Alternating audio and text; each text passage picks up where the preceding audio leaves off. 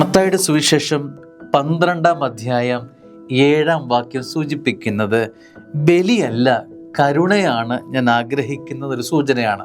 ബലിയല്ല കരുണയാണ് സ്വർഗത്തിൻ്റെ ആഗ്രഹം. നിയമം പാലിക്കാനുള്ള ഒരു തത്രപ്പാട്, ചെയ്തു കൂട്ടുക എന്നുള്ള ഒരു തത്രപ്പാട്. അതായത് ഉദാഹരണത്തിന് പ്രാർത്ഥനകൾ ആദ്യം മുതൽ അവസാനം വരെയും ചൊല്ലിത്തീർക്കുക. ഇങ്ങനെ അത് നീളത്തിൽ, ഇങ്ങനെ അളവിൽ, ഇങ്ങനെ ഒരു ട്യൂണിൽ, അങ്ങനെയുള്ള ഒരു സമയത്ത് ചിട്ടയോട് ആ ഒരു കാര്യത്തിന് വേണ്ടി വല്ലാതെ പ്രാധാന്യം കൊടുക്കുകയും എന്നുള്ള ഹൃദയം ഒരുപാട് അകലെ നിൽക്കുകയും ചെയ്യുന്നൊരു ഭാവത്തെക്കുറിച്ചാണ് ഇവിടെ സൂചിപ്പിക്കുന്നത്. ബലിയല്ല കരുണയാണ്.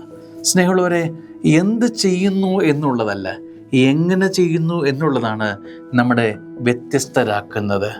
ചെയ്തു കൂട്ടുകയും ഹൃദയം ഒരുപാട് തമ്പുരാനിൽ നിന്ന് അകലെ നിൽക്കുകയും ചെയ്യുന്നെങ്കിൽ എന്തു പ്രയോജനം?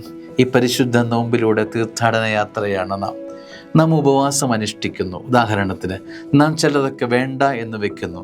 ഈ വേണ്ട എന്ന് വെക്കുന്നതോടൊപ്പം തന്നെ നാം വേണ്ട എന്ന് വെച്ചു എന്നതുകൊണ്ട് മാത്രം തൃപ്തിപ്പെട്ട് നിൽക്കാതെ വേണമെന്ന് കൂടി വെക്കണം. എന്തിനെ?